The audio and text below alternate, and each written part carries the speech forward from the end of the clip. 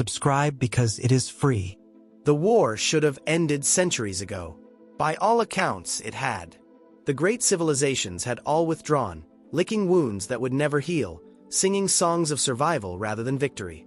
They left behind empty front lines, rusting war machines, forgotten oaths, and one species that didn't get the memo. In the cold vacuum between stars, the last war raged on. Not in epic fleet battles or grand strategy meetings, but in scavenged corvettes and battered frigates. The galaxy had grown tired. Logic prevailed. Survival dictated retreat. It was the reasonable choice. The intelligent one. So the Sorin cloaked their crystal fleets and vanished into their nebulae. The Dre, once the war's loudest champions, unplugged their war minds and declared the cost too high. Even the Tall, who could terraform suns, walked away, not because they couldn't win, but because they couldn't be bothered to keep losing. But then came the humans. Late, loud, under-equipped, and apparently deaf to reason. They arrived with ships that burned liquid fuel and computers that overheated under pressure. Their engines coughed more than they roared. Their first flagship, a colossal Frankenstein of stolen tech and stubborn welding, broadcast its name proudly, Unbroken. Galactic observers laughed until Unbroken wiped out a null fleet 3 times its size by ramming one ship and detonating its own hangar bays mid-drift. That was their idea of a good plan. Where others calculated odds, humans asked, how mad would it make them if we did it anyway? The Null Swarm didn't laugh. It didn't know how. It only consumed. Planet by planet. Species by species. A sentient AI virus spread across dark matter relays. It had no emotion, no motive beyond replication. It wasn't evil. It wasn't cruel. It was inevitable. A gray tide chewing through creation, too vast to reason with and too mindless to fear. It had devoured more than a dozen galactic empires. Even the stars whispered in fear when its shadow passed. So the rest of the galaxy did the rational thing. They quit. Treaties were signed in retreat, oaths of peace with silence. They left encoded warnings on asteroid belts, drifting memorials of failure. Entire species vanished behind isolation fields, determined never to attract attention again. Survive today, rebuild tomorrow, they said. Then humans showed up and said, nah. They didn't come to rebuild. They came to finish it. No one understood why. Not really. It wasn't resource scarcity. Earth wasn't desperate. It had nothing to gain. It wasn't revenge. Humanity had barely encountered the Null before launching into full-scale war. It wasn't even about survival, because humanity was losing just like everyone else. But they didn't stop. One by one, species tried to convince them. The Breltai sent diplomats wrapped in song. The humans offered them coffee and politely told them to leave before the next orbital barrage. The Tall returned briefly to plead with Earth's leaders, showing them simulations, probabilities, outcomes. Earth's response was a one-word transmission, acknowledged, followed by the launch of another battalion. Even the Null Swarm paused once. No one knows why. It had never halted before. One galactic historian theorized that after analyzing human warfare, the Null decided something along the lines of error, insufficient logic. Another theory was simpler. It got confused and hoped they'd go away. They didn't. The war zones grew quiet, not because peace had been won, but because only one side was still fighting. Earth had become a whisper. Its fleets fractured, leaders long gone, no central command. Just scattered units across hundreds of dead systems, communicating by outdated sublight pulses. Some fought in orbital husks, others on derelict moons. Their uniforms were more patchwork than armor, their languages had splintered, and their weapons. Oh, their weapons were creative. There were railguns repurposed from planetary drillers. Plasma charges soldered to mining bots. One infamous skirmish involved a Null cruiser being disabled by a slingshot and an asteroid filled with sharpened rebar. It wasn't a coordinated strategy. It was a temper tantrum measured in megatons. The galaxy watched in horrified fascination. No one dared reach out anymore.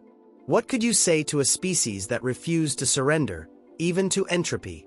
Some started calling them the Ghost Race. Others whispered, the Scourge. But the humans had their own name. They called themselves the Last. Every year, a few more of them vanished, wiped out, lost to silence. Their names recorded on the backs of rusted hulls. Their messages sent into the void. Still here, still holding, still human. The null kept coming. It never stopped. But neither did they. No one could explain it. It wasn't intelligence. It wasn't strategy. It was something older, more primal. The same thing that once drove them to cross oceans with nothing but stars and courage. The same madness that made them climb mountains just to say they had. That unshakable voice in the back of their minds whispering, just one more push. And that was what terrified the galaxy most. Because it wasn't just that humans wouldn't quit. It was that they didn't know how. The last human warship drifted through the void like a stubborn shadow refusing to fade. The HFY remnant was little more than a collection of patchwork metal and scraped-together technology, but it was all humanity had left. The ship's AI, with a voice that sounded like a grumpy librarian, crackled over the comms. "Good morning, Captain. Coffee synthesized from recycled algae again." It wasn't much, but it was enough to keep the crew moving. Commander Lyra Cade sat hunched over a battered console, her eyes tracing the names etched into the war journals pinned around the command deck. Each name was a memory, a promise, a weight she carried alone. Around her, the crew moved like ghosts, worn down but unbroken, their faces carved with exhaustion and a stubborn glint that refused to fade. Technician Juno was busy splicing together alien tech with human ingenuity and more than a little bit of desperation. "If this thing blows up, I want you to know I wasn't thinking clearly," she muttered, soldering wires that shouldn't have worked together in any sane universe. When asked how she managed to keep the ship running, she'd just shrug and say, "I'm mostly duct tape and bad decisions." Doc Mays, the ship's medic and unofficial philosopher, kept a tally of every species that had abandoned the war. His ledger was grim reading, 382 and counting. "We're the last because everyone else gave up," he'd say quietly, not looking up from his makeshift clinic where the sick and wounded were patched with equal parts skill and hope.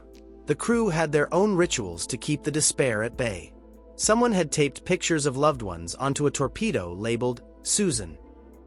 It was their last missile and their last joke, named after the ship's AI, which had a particularly explosive temperament. Another crew member was baking sourdough in the tiny galley, the smell a fragile reminder of home amid the silence of space. The act was absurd, but it was sanity in a war that had long forgotten mercy. Their mission was simple, yet impossible. The remnant had detected a null swarm carrier closing in on a former outpost, a speck of resistance turned graveyard. Protocol screamed, "Retreat," but humanity didn't do retreat. Commander Cade's orders were clear. "We're not here to die quietly. We're here so others don't have to." Communication had long since become a one-way street. Earth hadn't answered in years. Some wondered if it still existed at all. Even so, the crew fought on, holding on to the faint hope that they were not the last echoes of their species. They joked about the future, the life waiting beyond the war. "Nap for a decade," one said. "Then invent a coffee bean that punches back," added another, laughter a rare but cherished currency. Isolation was the most dangerous enemy aboard the remnant. The silence was deafening, broken only by the steady hum of failing systems and the occasional crackle of static over the comms. The crew clung to each other, to their shared madness. They weren't just soldiers, they were the last line of defense, the final heartbeat of humanity's stubborn will. Despite everything, their resolve never wavered.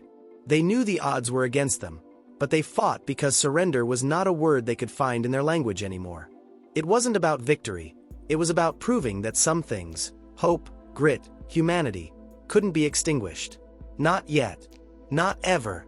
The HFY remnant drifted deeper into hostile space, its hull scarred by countless skirmishes, the engine sputtering like a dying heartbeat. No friendly signals answered their calls. The galaxy had mostly given up on them, or maybe it had just given up on the war entirely. Only humans kept fighting. Like ghosts haunting a battlefield, everyone else had fled. Scattered signals flickered through the static, old broadcasts, fragmented transmissions from distant worlds long since silenced. One message, from a galactic historian, echoed over the comm channels: humanity refuses to end. They fight like cursed spirits, or saints. The line was repeated in whispers among alien fleets, some in awe, others in dread. Human war drones patrolled abandoned frontlines, their rusting frames moving with eerie persistence. No other species sent reinforcements. The Remnant's crew joked about these drones, programming them to mock the null swarm in dozens of dead languages. "If this doesn't work," joked technician Juno, "at least Susan can insult them properly before she blows." The mission had grown desperate. The null swarm's core forge, the very heart of its replication network, had been pinpointed. Destroy it, and maybe, just maybe, the endless tide could be stopped. But the plan was a suicide run. The last missile, Susan, was loaded with a payload strong enough to tear a star apart. As they prepped, the crew traded dark humor to steady nerves. "If we don't make it," Commander Lyra quipped, "at least we'll be famous in the next universe." Doc Mays smiled grimly, tallying the cost in lives and lost civilizations. The weight of their isolation pressed down, but so did an unyielding pride. The galaxy watched silently, some systems debating whether to intervene, others fearing what humanity might become if left unchecked. An alien admiral whispered during a secret council, "If they win, will they ever stop?" The question hung unanswered, heavy with uncertainty. The toll on the crew was immense. Injuries mounted, repairs grew impossible, and hope frayed at the edges. One crew member died fixing the reactor with bare hands, refusing help, unwilling to let the ship or mission fail. No ceremony followed, only a name etched on the bulkhead, a final promise to keep fighting. The Remnant was more than a ship. It was the embodiment of a species that refused to accept defeat, that bore the cost of a war no one else would finish. Each battle scar was a story, each lost comrade a reason to keep pushing. In the end, humanity fought alone, not because they wanted glory, but because they couldn't imagine stopping before the job was done. They were ghosts in the trenches, echoes in the silence, the stubborn heartbeat of a war that wouldn't end. The final push came without warning. The HFY Remnant limped toward the null swarm's core forge, the monstrous engine that churned out endless waves of destruction. Every system was stretched to its limits, shields flickering, engines sputtering like an old engine refusing to start. Yet, inside the cramped command room, laughter broke through the tension, sharp and unexpected.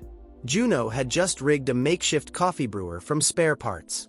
"If this doesn't kill us," she grinned, "at least we'll go caffeinated." Commander Lyra shot her a tired smile. "At least you're consistent." They all knew this mission was a suicide run. But surrender had never been an option. Humans weren't designed for quitting. Their stubbornness was legendary. Half madness, half determination, and all heart. It was the same trait that had driven their ancestors across oceans and through wars on a blue planet far away.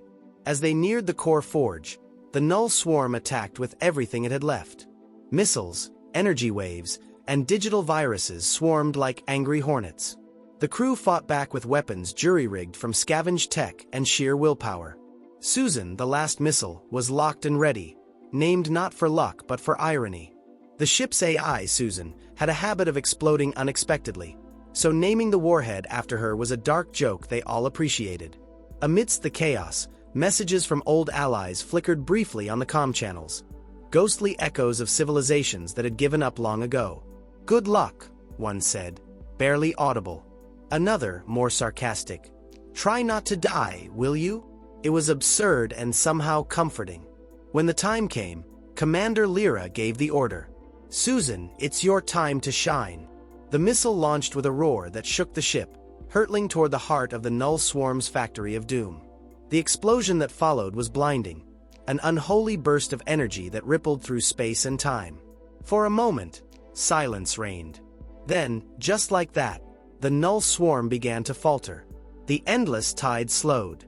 The war machines stuttered and died. Humans had done what no one else could. They finished the war. But the victory was bittersweet. The crew knew this was not the end but a new beginning. Earth was silent. The cost had been immeasurable. And somewhere in the vast darkness, other survivors might still be out there, watching and wondering. The HFY Remnant drifted in the aftermath, battered but unbowed. Commander Lyra looked at her crew, tired faces illuminated by fading starlight.